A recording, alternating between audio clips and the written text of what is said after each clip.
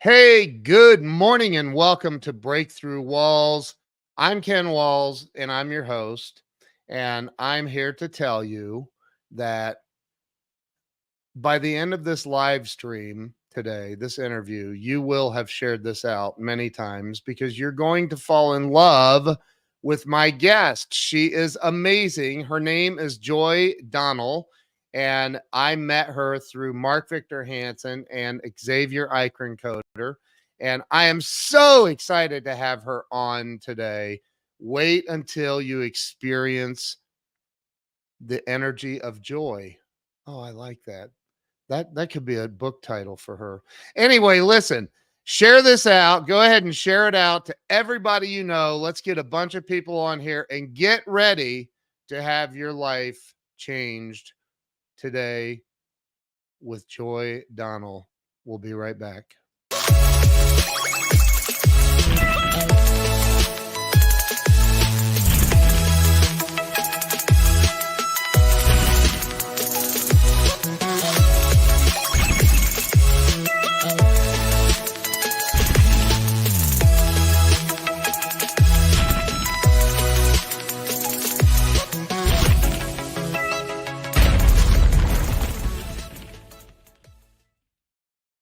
And we are back. Let me bring Joy on the show. Joy, welcome to the show. Oh, it's so great to be. I mean, we are actually going to get to really talk to each other this time, Ken. I know. I'm so excited about that. I'm very excited about that. We can mention Reverend Ike, but this has nothing to do with Reverend Ike today. Yeah. But I guess a maybe little it bit of that does. is always with us from That's that introduction, that space that we shared. But yes, this is about that and so much more. I'm side note, I'm like addicted to watching Reverend Ike videos now. It's so powerful. It really is. It I is. mean, charisma, right? Like it is a spiritual technology. It So, is. It is. So Joy, listen, I started this show 5.5 years ago, maybe. mm, Interviewed over 550 celebrities and entrepreneurs, and I'm thoroughly convinced that the world is healed by hearing other people's stories about how they went through the crap, came out of it, rose like the phoenix from the ashes, and created a beautiful life as a result. So I'm excited because there is no way that you haven't had some crap in your life. that is an understatement. Yeah. I mean, in a lot of ways, I'm even going through it right now. I'm going through it this morning, but I'm here. I'm here and I'm present, and I'm eternally grateful for the fact that I get to share space where in places that I didn't even know existed, and I follow what my sacral energy tells me, guides me to trust, so when something is coming up, regardless of whatever else is going on, if I get a ooh or a that's usually an opportunity, that's an invitation for me to go ahead and accept and explore. And if I get a that's usually a nah. So I just go ahead and trust that, and I go with the flow of it, and it never steers me the wrong way. Well, I'm really grateful you didn't get a nah this time. Maybe by the end of it, you'll be like, I should have said nah. I'm kidding. So I don't listen, think that will happen. I like to start with you kind of sharing with everybody where you were born and raised. Tell everybody a little bit about where it all began for you. Hmm. Well, I don't usually talk about this, in public like this. I have not had a what people would call a linear journey Mm. or a logical journey. And it's probably because I didn't really seek to have a logical life. I grew up in a place called Macon, Georgia, And in a lot of ways, it was a great place to grow up, and it was a great place to leave. I experienced so many moments of magic and mysticism. There's one of the highest concentrations of cherry blossom trees in the United States. So I got introduced to things like sakura. I got introduced to cultures across the ocean, Japanese cultures. People would come to visit, for sakura. I was able to play outside. I climbed trees. I found branches that perfectly fit the curves of my body, and I would just read inside of the tree, and Wow. it was amazing, right?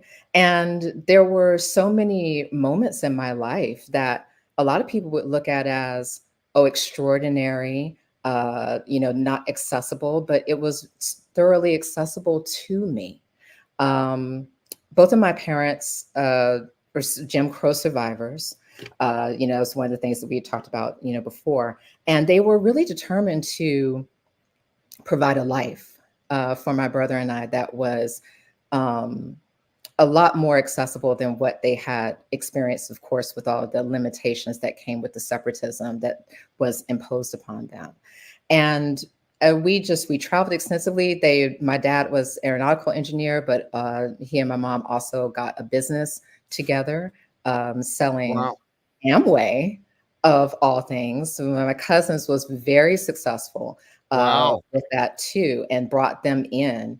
And I'm doing things like I guess I was about 6 years old, and I'm hanging out with Zig Ziglar. Didn't know who Zig Ziglar was. Didn't really. I just thought he had a cool name. He's teaching me how to play billiards in the Fontainebleau. Wow. You know, Wow. but then I go back to Macon, Georgia, and weird things started happening. Can, And can I ask you? I'm so afraid to ask this question because I know it's going to show that I am an ignorant fool. I'm kidding. I'm not. I don't know who Jim Crow is. Y'all were talking about Jim oh, Crow, and I have no and now my entire audience probably just unsubscribed from me. But I've heard the name obviously, but I don't know what that means. you Who's know what that Jim Crow? means. So have you seen the photos? I don't know how old you are, Ken. Do you look 55. 55. okay? So I don't really know if you saw the remnants of segregation in the South, but I'm sure Okay. you've seen at some point, Yeah. like there was a water fountain that was labeled white versus black, right? Yep. Yep. Yep. And this whole system of separatism. Yeah. So they called Okay. it Jim Crow laws. And these were the laws that were put in place. This is the reason why Martin Luther King Jr. was marching. This is why they beat them up on the bridge on Selma. The bridge that they were marching over on Selma was named after a Klansman, and is still named after a Klansman to this day, right? He was the leader of the Klan in Alabama. And so these were very systemic laws put into place that made sure that Black bodies had to be over here while white bodies were allowed to be over there. You could not drink from the same water fountain. Your body could not even touch the pool water, because the whole idea, the storyline was that your Black body was somehow contaminated, diseased. But then you were also supposed to come over to the white person's house and help them raise their children and cook for their family. So that doesn't make any sense, right? But you need to go to a separate school. You need to live over there. And this was also, like part of why we have words like redlining and greenlining, because the FHA actually put into place when they came up with the home loans. They said that they would only give a home loan in a neighborhood that was green lined. And being green lined meant that it had a racially restrictive covenant, racially restricted warranty in its warranty deed, covenant in its warranty deed. I said that all wrong. Let me say it again. A racially restrictive covenant in the warranty deed. So on so many warranty deeds throughout this country, regardless of what state you're in, actually, it's like 23 states had Jim Crow laws, but all of them practiced Jim Crow in some way, shape, form, or function. If you look at actually the warranty deed of the house, if the house is old enough, it says on the warranty deed that the house can never be owned by anybody of Semitic descent, African descent, Asian descent, like, right. So they said these houses could only be owned by white people. And if a white person decided that they wanted to sell their house to a Black person or a Jewish person or an Asian person at that time, the original contractor of the house could actually seize the house back, sue them into bankruptcy, and basically quash the sale of the house. So this was a very entrenched thing. And that's why when I was talking about Jim Crow before, I was saying that, it is a terraforming agent, right? Like this was something that was put into the laws and the policies, the way that people lived their lives, restricted personal freedoms, and made sure too that it was also trying to terraform your spirit. It was terraforming the land around you. It was changing the actual landscape. And that was what my parents lived through. Wow. And they, in one generation made huge, amazing gains with what they did. And as a result, we moved into a neighborhood that had never had people like us in it. And like I said, one day I'm hanging out with Zig Ziglar, and the next night I'm seeing these like little beautiful yellow lights twinkling outside of my window. And I'm 7 years old, and I'm thinking, what if it's fairies? Like, oh, that's silly. But who could be magic? So what if it's fairies, right? And I take my fingers and I part the blinds, and I see fire on the lawn. And I look closer, and there is a cross burning on the lawn. And then I hear my mom like yelling. My brother pulls me away from the window. My dad has a hose, and he puts the fire out. And this was kind of the start of this continual domestic terrorism that we were experiencing because we seemed out of place. But the people who were enacting it kept getting caught, Ken. And guess what? It wasn't grown people. It was teenagers. So imagine, what are the stories that they had heard? Because they didn't know anything about the kind of things that they were doing. Where did they learn and internalize these stories that hijacked their imaginations to the point where they were trying to terrorize a family that they didn't even know simply because they were existing? How thank you for explaining that to me. Wow. I assume Jim Crow is a person's name, somebody that actually Jim Crow existed, was a minstrel character.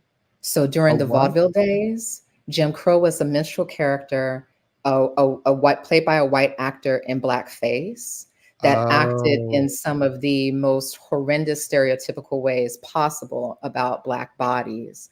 And so that's who the laws were named after. Wow.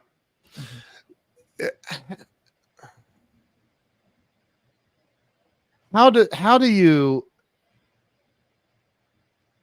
I don't even know how to say this. How do you grow up with that, experience that? It chokes me up. Like I can't even, I cannot, I can't, there's not a cell in my body that can relate to that. Like that form of stupidity, ignorance, and hatred. That's just, how do you grow up, become an adult, and not just despise the Caucasian race? I mean, I don't know how, like that just blows my mind.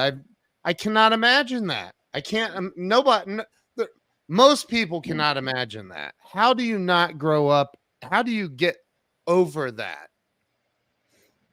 Well, I don't know how it works for other people, but for me, it started with a divine spark of defiance.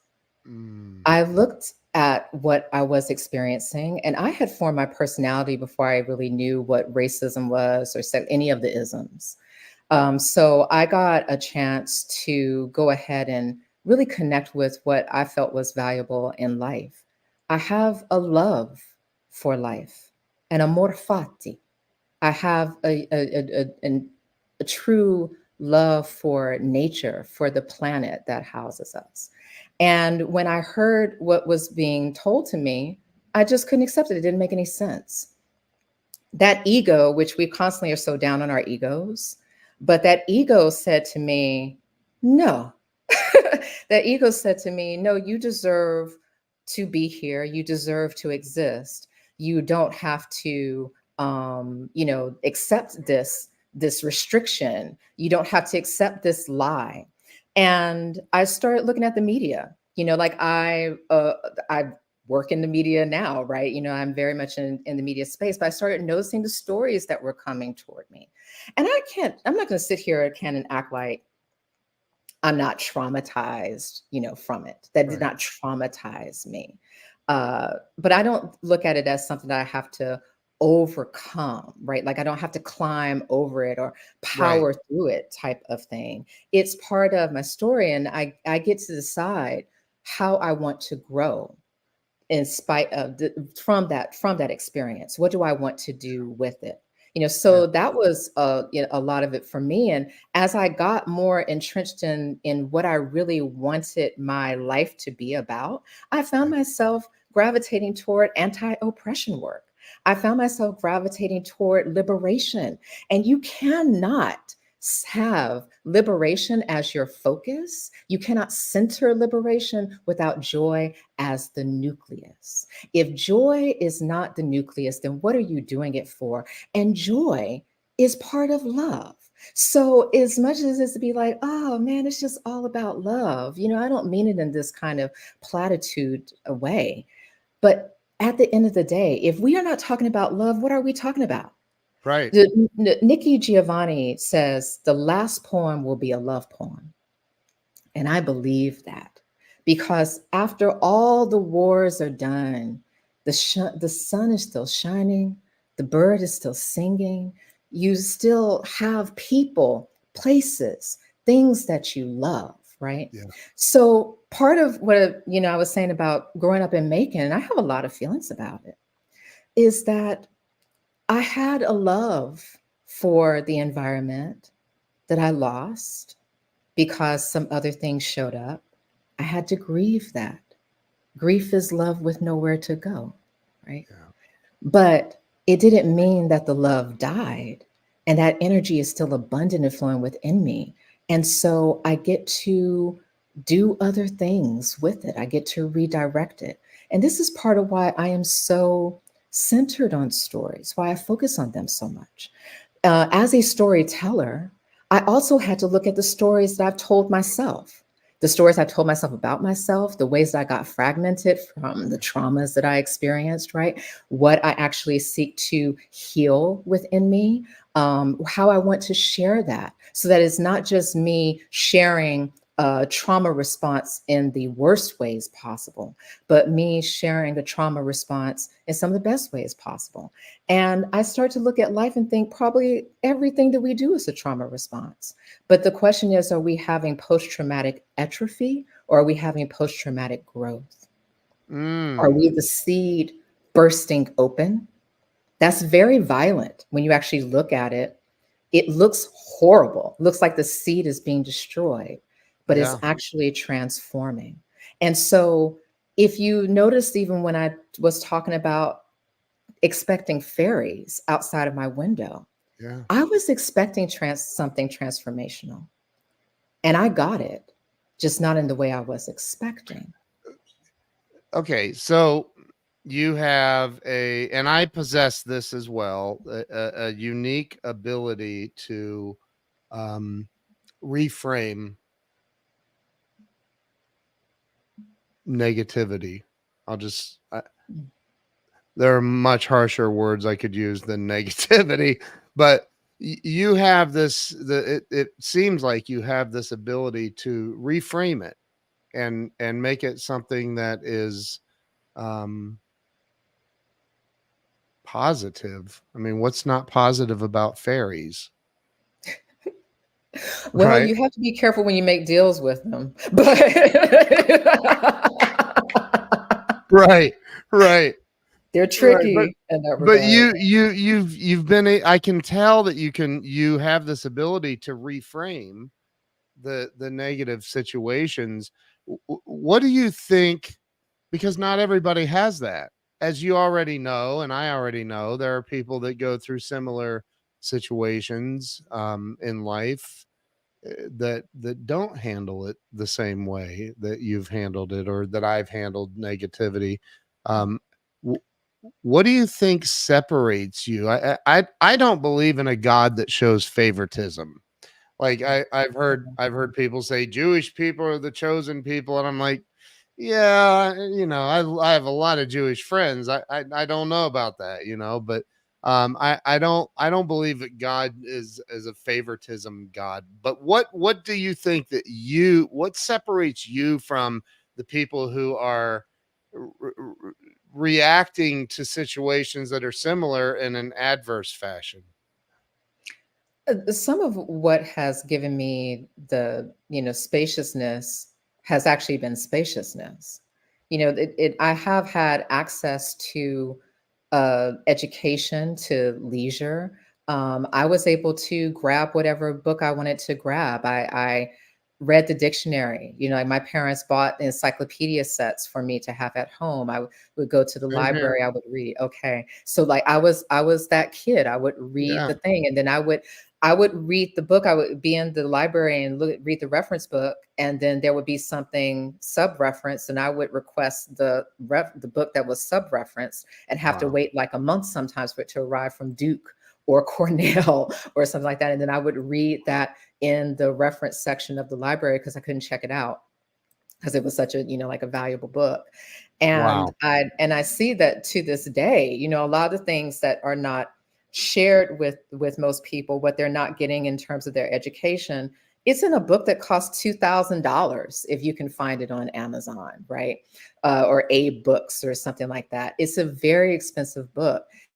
And I was able to, kind of assess that because I've always been an autodidact. I don't think that it necessarily makes me special. I just have certain talents that I actually got the spaciousness to turn into skills as well as talent. And I appreciate that. I've kind of always been able to talk like this to some extent. So there was a teacher that was like, put that kid up on the stage, and, put the microphone in front of them. Right. And I wasn't really being asked if I wanted to go on stage and speak. It was more like inevitability that I was just supposed to do this. So I got comfortable with speaking to large rooms of people, to small rooms of people. Communication is kind of one of my skills I can put toward collective liberation. And I appreciate this skill and this gift. I write, I talk. And again, I tell stories and I suss them out. And I don't believe in favoritism either. I don't think that it has made me superior. I don't think that anyone's superior. I don't think I'm supposed to do any of this by myself. I think you're supposed to have community. Community. We have so many birthrights because love is the highest vibration. We have so many birthrights that come from love, and community is one of those birthrights that we have. Mm. Courage is that. Self-compassion is that. So even with the reframing, and a lot of it has just been that I got comfortable in the light and the darkness. Darkness gets a bad rep, but if you're in bright, bright, bright sunlight, there's a lot of things you cannot see in the landscape, what's right in front of your eyes. If you have the ability to see, you won't be able to make out certain details because it's so bright, you cannot see. But if you turn your head a little bit, get a little bit of shadow in there, a little bit of darkness, let your eyes adjust, you start to Mm. see these details that you didn't know were there before. It gets called shadow work and all this other stuff. Lola Bakari, who is one of my friends on LinkedIn, she was talking the other day about how, your talent, your greatest gift is also sometimes your greatest weakness, right? And Mm. you kind of have to learn how to reconcile that. And I said, yeah. And I had that too. That was part of my journey. Right. What helped me reconcile it was the day that I realized I had really high self-esteem and very low self-compassion. Took me by surprise. Okay. Whoa. And of course, I had really high self esteem and very low self compassion because my parents gave me the right message. They said, "Girl, you can go out, you can be everything you want to be. Just be faster, stronger, work 3 times as Right. hard, like, recognize the environment that you're in, be exceptional." And I was a smart kid, I was a clever kid. So being exceptional was easy. But then it kind of became my resting state always, and never listening to my body, never trusting my body, saying things that were not the truth about where I was or how I was feeling, but my body was never lying to me. My body was always telling me the truth. But I had been told the story, like probably so many of us have, supposed to be mind over matter, right? You are your own worst enemy. You have to conquer yourself. All of this war language toward me. Yeah. When I realized I didn't have a lot of self compassion and I needed to nurture my self compassion, that was when the whole universe started opening up to me. And not just the universe outside of me, the universe within me, the microbiome in my gut, the microorganisms at the base of my brain, the cells, the brain cells in my heart, right? Like my throat chakra, everything started making sense. The universe that I carry around on my skin, the largest organ on my body, that so many messages in this world tried to tell me that was wrong and I should abandon. But here I am, a whole ecosystem walking around all the time, an ecosystem inside of an ecosystem, a universe inside of a universe. And I started thinking, what if I'm not my own worst enemy? What if every part of me actually loves me? What if every part of me is rooting for me? Even my fears, right?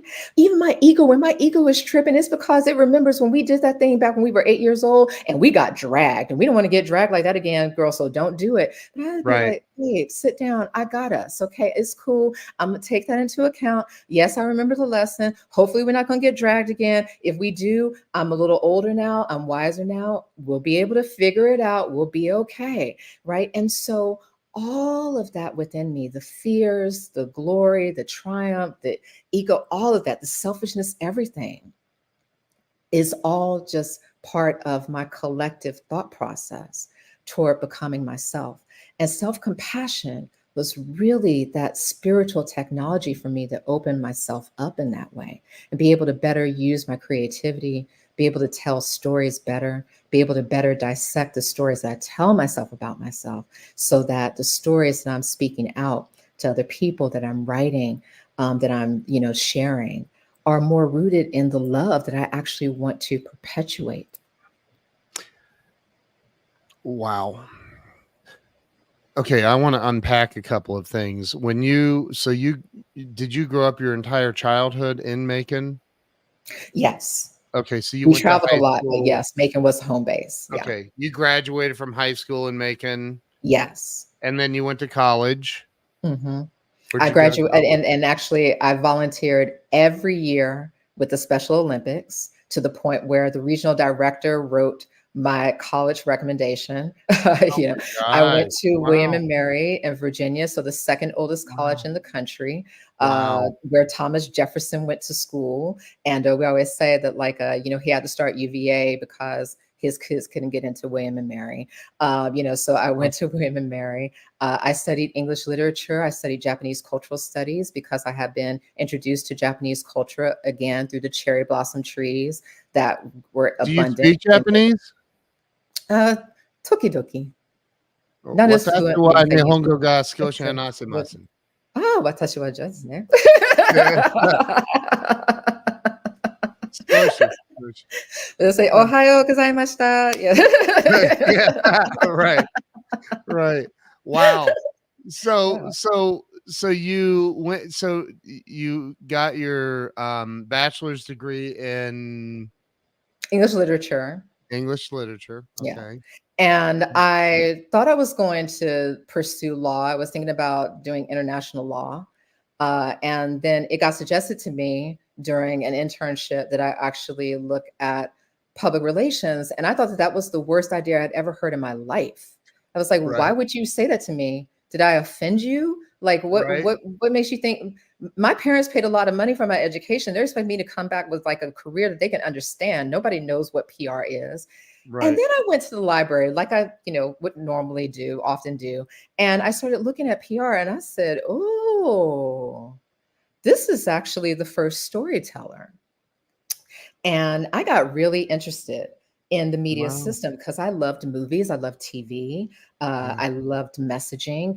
So much of what we do, everything we do is messaging, right? Like the way Yep. that we decorate our homes, the way that we dress, we're always telling a story, not just with the words that we say, but how we actually present to the world. And that is a form of PR. But then when I really started studying PR and understanding what it was, I realized that it was actually perfected as a tool of war.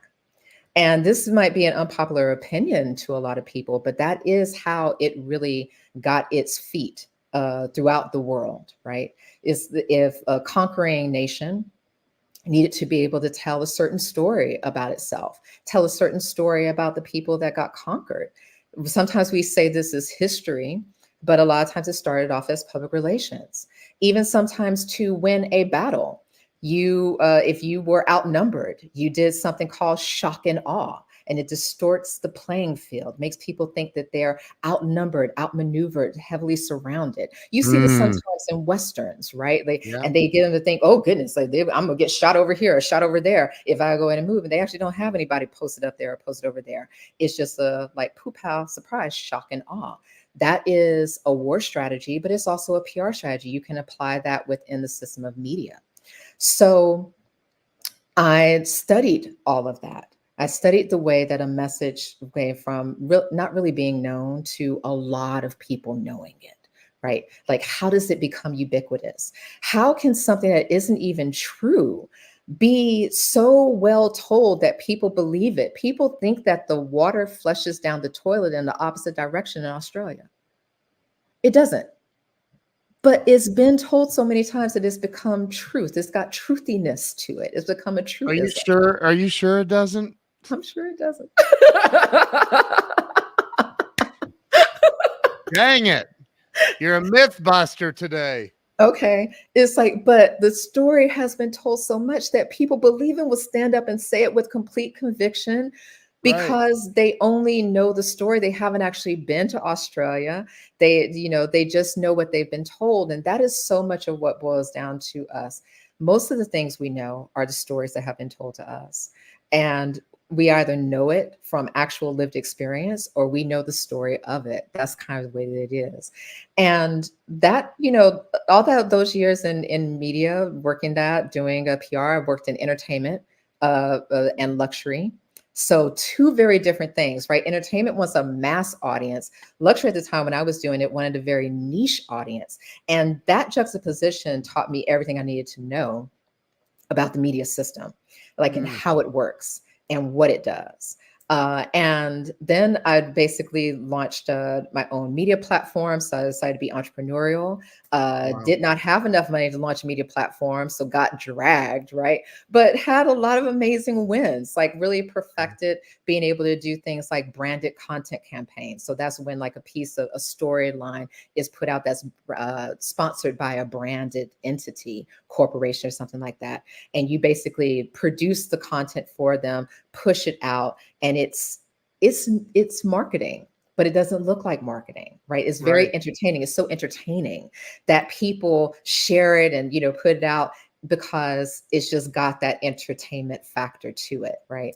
And so it perfected being able to get like a few billion media impressions off of a branded content campaign. The first one that we did that successfully did that way, we only spent $153.26, $153.26 on an advertising campaign on Facebook, and it Wow. ended up getting 3 billion media impressions 3 and like 200 billion with a 3 B? billion, 3 billion. It got covered by Vogue, it got covered by BuzzFeed, it got covered by like everybody. And it got like 250 million social media impressions, right? And so at that point, I started realizing that I was also producing, like I was a producer. Yeah. I had started doing more public speaking because people were asking me to share space in that way. And I had to kind of let go of who I had been all the way up until this point and step into a new version of myself Right. again. And as I started doing more producing and working on documentaries, shorts, and things of that nature, and doing more writing, I found myself, because it's a spiral, found Yeah. myself like spiraling right back to a lot of those spaces that I was in. A lot of that's the things that I had been, confronted with and invited to work through when I was a little itty bitty girl. Wow. And that kind of became a lot of my focus too in relation to what I ended up creating.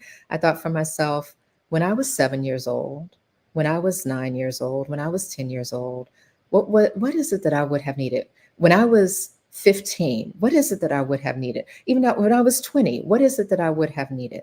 Mm. And eventually I got the gumption to write a book, and not just a little book, a whole book. And I put it out Show myself. show show everybody your book. Okay. This was the first book that I put out. It's called Beyond Brand. It's Mm. called Beyond Brand. Look how thick it is. Wow. Wow. On the back, it says, "You're human. You deserve to become more than a brand. Live your legacy." That's why I called it Beyond Brand, because it's not really about branding per se. It's about more than that. But brand had started Mm. to become such a ubiquitous catchphrasey thing that I had to put brand in the title just to be able to drop people into how I wanted to redirect the stream of energy. Yeah. Right. Um, and Wow. Ken, let me go back for a second. So I was doing a ton of speaking engagements, and I kept getting asked the same question. I dismissed it the first couple of times. The question was, how do I maintain my authenticity as I build my personal brand? Now, the first time I got asked this question, I had the response of like, just be authentic. It's like asking me, Right. how do I plan to be spontaneous? Should I schedule it at 2 o'clock in the afternoon? Like, no, right? You are either spontaneous or you're not. You're either Right. authentic or you're not, right? Right. So I didn't get it. So it was like, I don't know, the messaging, the universe was like, okay, Joy was obviously too caught up in herself to catch it the first time. So let's have her get it asked it again. So I get Mm. asked the second time. I have the same response. On the third time, I said, oh, wait, this is a pattern. What am I missing? What am I not catching on to? And so I actually I threw a question back out to the person who had asked me. And I said, let me ask you this. What do you want your cultural legacy to be? When you are no longer here, when you've been gone, and if your name is still evoked, what do you want your name to be evoked for? Mm. And like magic, all of those questions about authenticity just evaporated. Yep. At that point, I started letting that Q&A that was coming from these audiences when I was speaking on panels and doing keynotes and stuff like that help me really shape the landscape of what was going on. Because full transparency, I was one of the people who was really pressuring folks. You better get your personal brand together. We got all this social media. If you don't have your personal brand, I don't know what you're going to do. Like personal brand, personal brand, personal brand. And I did not understand what the psychospiritual effect of that was going to be on people when I was saying it. I Mm. didn't understand that we are so fragmented already. And Yeah. asking people to only think about themselves as a brand, something that can be whittled down so that they're easily in one bite consumed, is not Yeah. necessarily the best thing for everyone. Some people can still thrive, have a personal brand, and still be okay. Some people are so artistic in their soul and their spirit, they shift and move so much, they need something that's more far reaching. And on top of that, all of the social media around us, and I didn't see anyone asking us, How do you feel about it? How Mm, does all this demand to become a content creator or a content distributor make you actually feel? Is it having an impact on your joy, your inner joy? Is it having an impact on how connected you feel to yourself? Do you feel even more disconnected perhaps than you felt before? So I decided to write Beyond Brand as an invitation mm, to not just explore that within yourself, really like ask yourself, what do you want your cultural legacy to be? What is it that you want to live as well as leave within the mm. media if you're going to participate in the media system? But also to really map out what the media system is. And whether people like this or not, media systems, the modern media system that we have, was crafted really in terms of war communication. It is Yeah, about polarization, right? It is about positioning. It is about opposition. It is yeah, not this scale of balance like we like to think, where it's like, oh, this is rising, that's up, that's up. No, it's actually a fulcrum effect. Two yeah, things pushing against each other with equal might. And if one pushes too hard, then the other topples. That's the kind of balance that is in place. And if you start to understand that, then again, you start to understand that PR was perfected as a tool for that. And that even brand to some extent came up out of that. The first brands were empires, right? The first brands yeah, were kings and queens yeah. and rulers.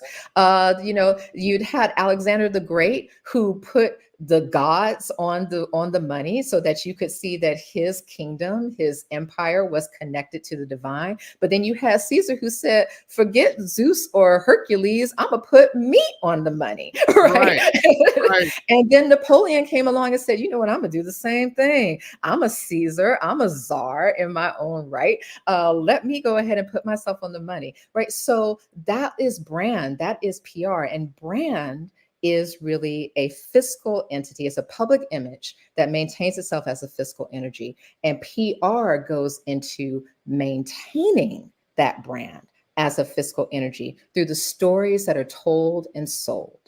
So that's what I basically wanted to map out for people within Beyond Brand and say, now that you understand the water that you're in, do you just want to float within it? Do you want to try to swim up it? Or would you like to explore redirecting it in what ways you need to go ahead and irrigate whatever fields you're trying to build over here? And it's always down to a personal choice. I think I love what you're talking. I teach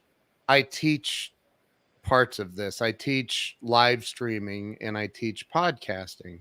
Mhm. And I've spoken on many stages and I've said this one thing, and this was a download that came to me as I was preparing a speech, and I was like, wow, thank you.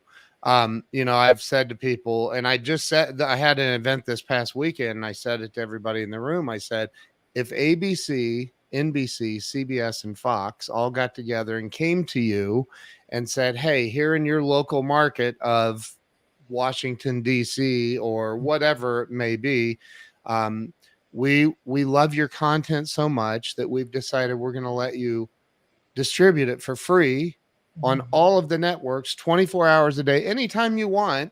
And here's the caveats. Number one, it has to be a live stream.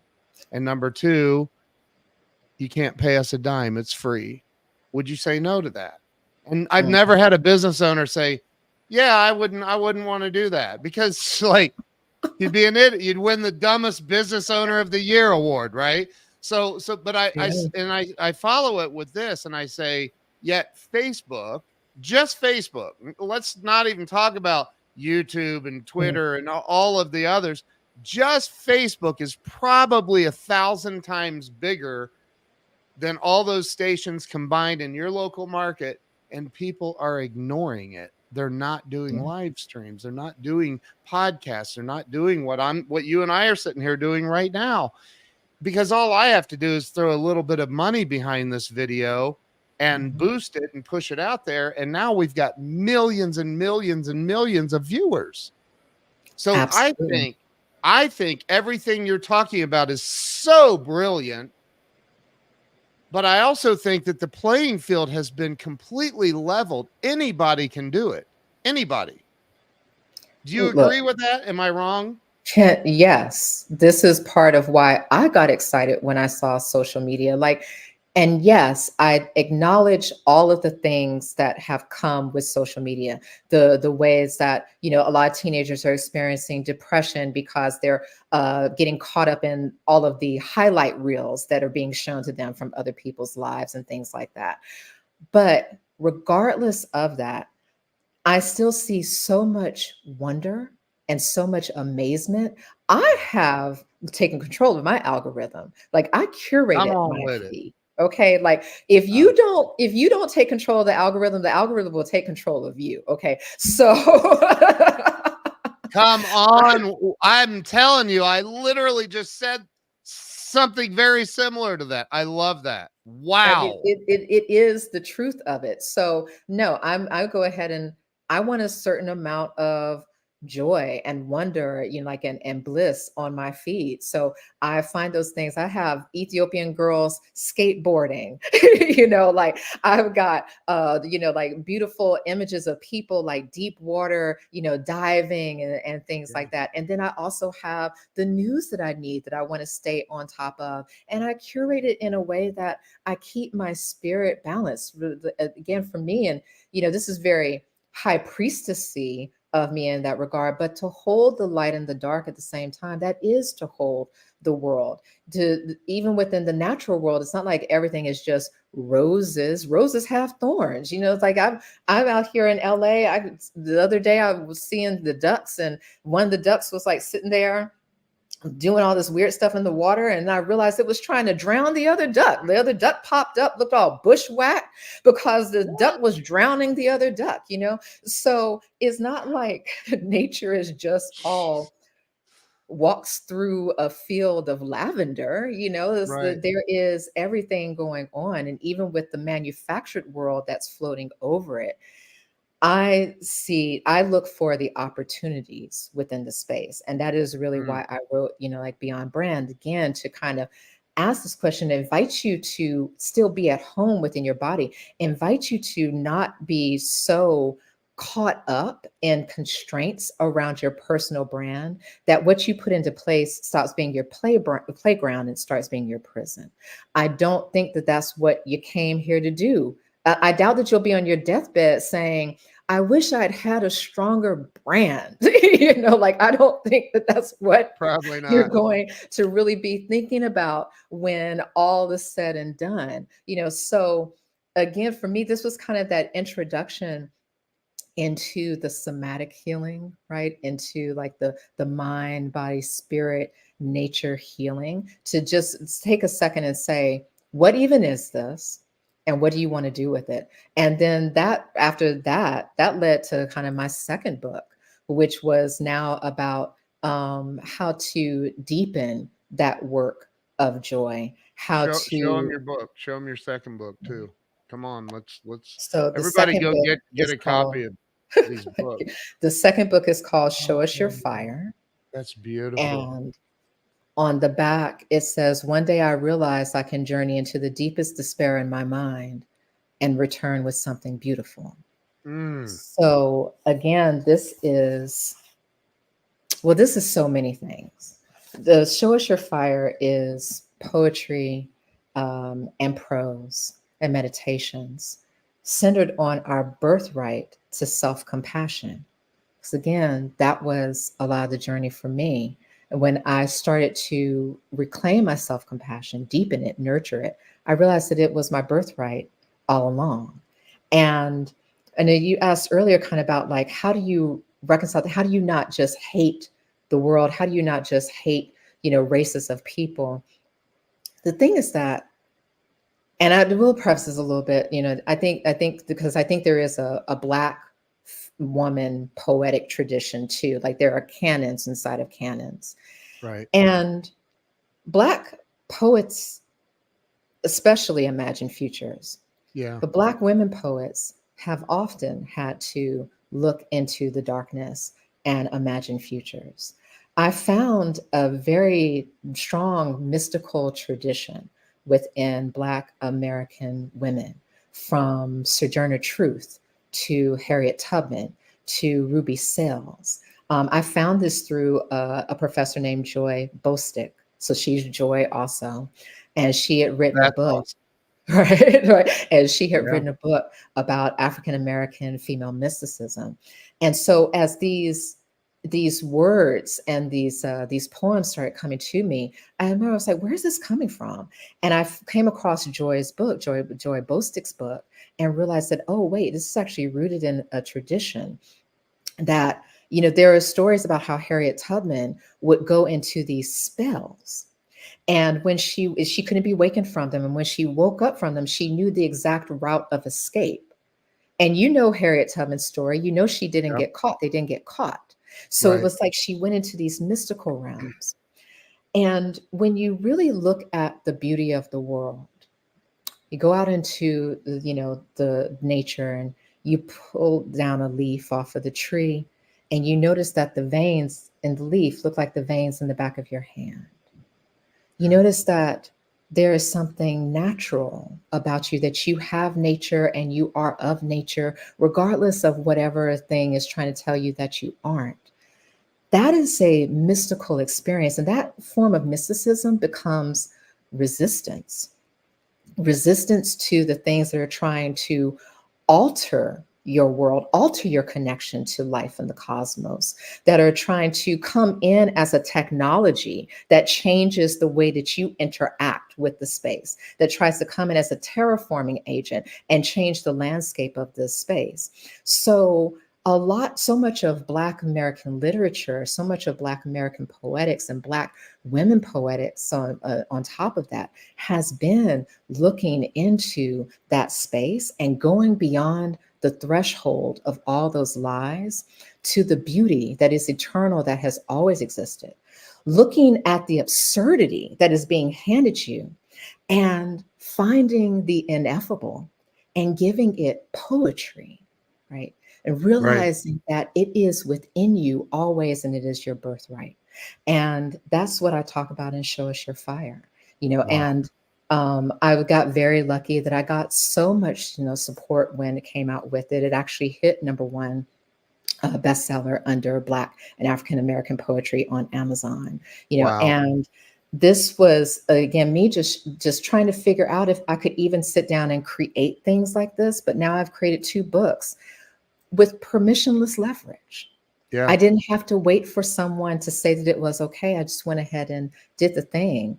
And each time I've dedicated these books to people in a way that the love that I focused on it not to be morbid, with the sense of, if I were to leave and this is the last thing that I left them, would all the love that I feel for them keep carrying through on the pages, right? So that's how I kind of channel things when I'm, getting these downloads, when I'm trying to articulate this complexity into something that's simple, right? That is something that is, the universal truth, whether you have personally experienced it or not. Yeah. That's what I'm aiming to do. I'm in that love energy, because again, if it's not about love, then what is this about? Like, if I'm not here to do that from the full biometric field of my heart, then what am I actually doing? I wow. So I sit here and I think about like in my first book I wrote, um, and I think it was Dr. Wayne Dyer that I originally read this from, who I just adore his work. Um, but it is, pain is the predecessor of all wisdom, and typically for me, I can't gain any sort of wisdom or knowledge without it being my own pain. Like, I can watch somebody else's pain, like, hey, wow, he just touched that burner and got the crap burn out. Let me see. I bet it's different for me. And but uh, I think that that's what has driven you, much like I've experienced. It's driven you to the the point of love is the only option. Like there's Mhm. all the hatred and violence and that we all can experience and do experience as human beings, that it doesn't work. It's like that, what's that movie where the computer at the end is like destroying planet Earth, and then it realizes, hey, this doesn't work out. It destroys the entire planet. So it Oh, stops. I don't know this movie, Ken. What's the Eh, movie? it's so good. I forget what the movie was called, but Okay. it starts generating scenarios. It's not actually Uh-huh. doing it. It's just, Okay. yeah. But anyway, so I love everything that you are and are talking about. It's amazing. Would you hold your books up again so everybody can see both of them? And I want everybody watching to go get Joy Donnell, Donnell. If you're listening on the podcast networks, it's Joy as her first name. If you can't spell that, we need to have a different conversation. Donnell is Donnell. And then her first book is Beyond Brand.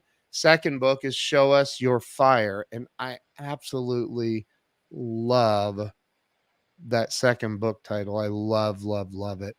I have a couple of other questions I want to ask you real fast, that I ask every guest. This one especially. You have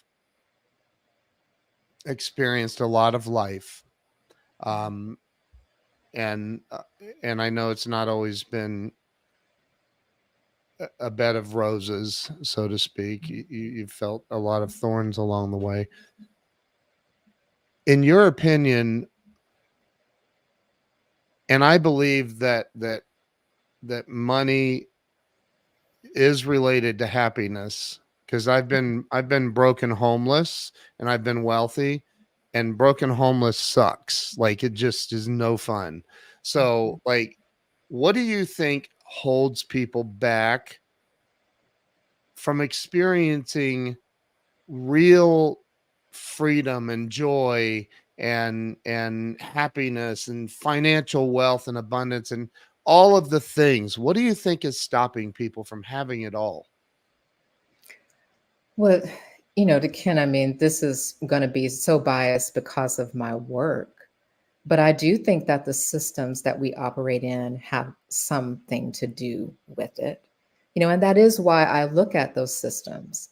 We are self-made and we are socially made, whether we want to believe it or not, right? You can Yep. take someone who is thinks that they are a complete pacifist and put them in a highly violent environment, and they might turn into a cold stone killer, right? Right. Yep. Because that environment switched it up.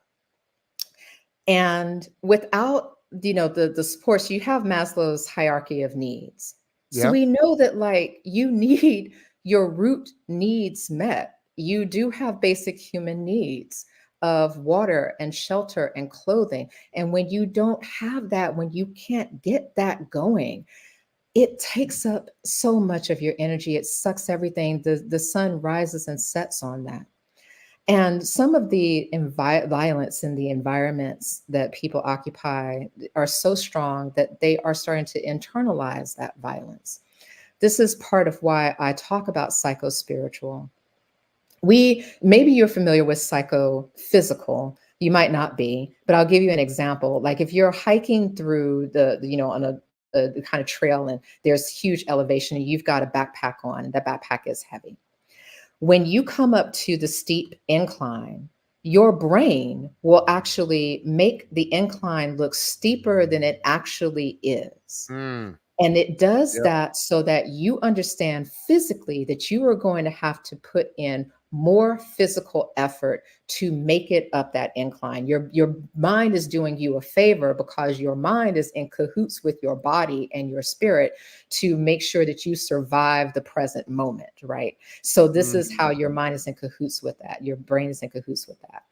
So when I say psychospiritual, well, when you look at the systems that you have to operate within, if they are constantly violent, if they are constantly betraying you, if they are saying they are about this, but they actually enact this type of inequity upon you, how much is your spirit thinking that is, going to have to put out energy? How much is your brain thinking you got to put out energy in order to be able to get up that incline? It's Yeah. exhausting.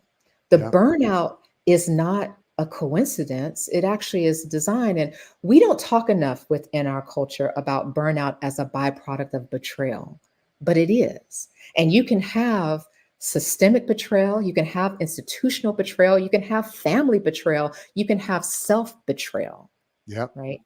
It's like, so all of that violence that gets internalized, you have to start kind of asking yourself again, where are your opportunities for love? And I focus a lot on the systems because I don't think that it's a service to us individually or within families, within neighborhoods, or collectively as a whole human species, to have systems that leave so many people concentrated in desperation. That's not good for us. If Right. you look at it nationally, it's a national security risk. If you look at it in relation to how will we ever become interstellar, like I'm on a panel for NASA in relation to like thinking through certain things in relation to inclusion and the future. And one of the things that we have to think about is how going out into space, what effect that will have on our bodies, but we can't, how are we going to get to that fully if we don't even acknowledge how the systems, the environments around us are affecting our bodies right now, are Right. affecting our physical health, affecting the cholesterol in our bodies, right? What's going on with our Yeah. cardiovascular systems? What's going on with, why are you not sleeping at night? Is it because of the environment that you're in? And when you don't have spaciousness around that, it's really hard to get to that, meditating under a bodhisattva tree in lotus position because you don't know where your next meal is coming from. Let me ask you something completely out of left field. Because I sit here and I look at you, and I hate it when people say, when I look at another person of a different race, I don't see color. Come on. Like, we all do. I mean, right? We see that we're different. It's okay. It's Mhm. okay. It's okay. But I see you, and I see this beautiful, beautiful energy and spirit and soul that's emanating love and everything that you do. I can just see it. I feel it. How do we shift society? Because honestly, it blows my mind to hear what you described, the fairies. It blows my mind to hear that. Like, I grew up in Ohio. I didn't see that ever. Like, I didn't, like, that just wasn't part of anything I ever saw. And I have to be How clear, do Ken, this was the 80s. Okay, this wasn't the 60s or the 50s or the 40s. This was the 1980s when that happened. Wow. That's just blows my mind. So, and I remember I lived in Atlanta in Kennesaw, and long time ago, 30 years ago. And I went out on a sales call for this company, and I saw a gas station out in the middle of nowhere that had that exact the segregated bathrooms. And Mhm. and this was in 1990, maybe 80, yeah, 90, 91. And Mhm. I remember seeing that thinking, what? Are you serious? That's insane to me. But so how do we change that in our society? How do we, and again, this is me asking your opinion. Mhm. How do we have a shift in our society away from this it makes me want to start swearing, which I won't, but how do we get rid of this? This is insane to me. It's insane. Well, Ken, in full disclosure, I have kept myself from swearing this entire so Way to go, Joy. Good job. You did it. You did I it. was like, just in case I don't want him to, put it on YouTube without YouTube coming after you for the profanity, type of thing. No, But they would never. But it's we're on 9 or 10 different platforms live right now. So but yeah, I but mean, yeah, how do we get I don't know that we can get rid of racism, but at diversification. least Yeah. oh my God, it just blows Well, my mind. I don't even know how to ask the question. So I will say this. I think that one thing I will recommend anybody who is willing to read, likes books, check out Isabel Wilkerson's book. It basically talks about caste, and that's the title of his caste, CASTE, as in caste systems.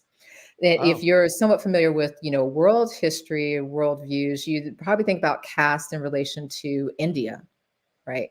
But Isabel Wilkerson actually talks about how caste is the fundamental thing that got put into a lot of the systems of thought, even right here in the United States. And we can talk about, all these isms, but they're all an avatar of something else, which is caste, right? mm, And everybody has an idea about it and knows that it's having some impact on them and on their body and how they move through the world, whether they have vocabulary around it or not. And this is one of the reasons why you even will hear people be like, parents will say to their kids, don't hang out with that kid, don't play over there, don't get too close to this or close to that, because it's such a slippery slope of yep, safety. And caste a lot of times is measurable in your proximity to safety. How safe do you get to be? And I think if we start talking about caste and what we actually want to co-create together, with that kind of knowledge, yeah, we will start to have the shift that we are talking about. Ava DuVernay actually just did a movie based on the book called Origin. It's out in theaters right now. And also, too, I will say, when you come across people who are doing, like work in their chosen lane and you yeah, like what they're doing, amplify their voice. I yes, chose media, right? Like you're choosing media in a lot of yep, ways. This isn't the only thing that you do, but you're using media as a yeah, change agent, right? yep, So you can use any of the primary social institutions to impact, leave a legacy, right? Like leave that thing, that energy that you want to have, that you want future generations to evoke and call upon when you are no longer here. So that is the way that I think about it, is that, like, support that, realize that you don't have to do everything yourself. Like, this is how you get exhausted too. You try to spread yourself too thin. If yeah, you feel, connected to one particular lane of change, dig down into that lane. Like I said, I chose media, but I still support people that are working in lots of different spheres of things within the law, but I'm not in the law, right, like I'm right, in media. But I right, can think about how we tell stories about lawyers and how we tell stories about law on screen and what that looks like. And that is supportive to the people that are working for change within the legal system. yeah. So you don't have to be everywhere with everything. We do get to do this as a collective, and kind of keeping that in mind, holding that at your heart, and looking for that information. I think that's part of how we shift this beyond the polarized ways that a lot of the media is trying to talk to us about these things. Wow. What a beautiful, beautiful answer. Joy, is there a website everybody can go find out more about you and follow you and all of that? Yes, there is. What is It's you might not ever forget it once I say it to you. Doitinpublic.com. So do it in that's public. all Yes. that's all of your Okay. social media too, right? My social media is Do It in Public. Yeah. And you can easily find me, like that way. And again, just spell my last name correctly. Just Donnell, not an O at the beginning or an L at the end. Yeah. And Wow, just, wow, wow. Joy, you're amazing, and I I love what you're doing, and so everybody watching, I'm gonna do an Amazon Live with Joy and help her sell some of her books. My wife has been on here the entire time, and she's a PR person as well. She's been she's a marketing PR. She's Yeah, you guys would get along. You would have very great conversations that I would not like to participate in. So I'm just kidding. I'm kidding. So, listen, Joy, you are a joy to be around, and it's been my honor and pleasure to have you on the show today. Thank you. Oh, thank you, Ken. It's been a pleasure to chop it up with you. I'm so glad we got to talk. And I'm becoming a big fan of what you're doing too. So thank you for Thank you. having me on the show and sharing space this way. Thank you. Thank you. Everybody go to doitinpublic.com. Wow. And check out everything Joy's got going on. Get her books, follow her on all the socials, and yeah, let's just bring Joy a lot of attention and what she's doing. So thank you for being on. I'm gonna end the live stream now, but if you would stay with me and we'll chat for a minute. But thank you so much. God bless you, and I appreciate your time today. Thank you.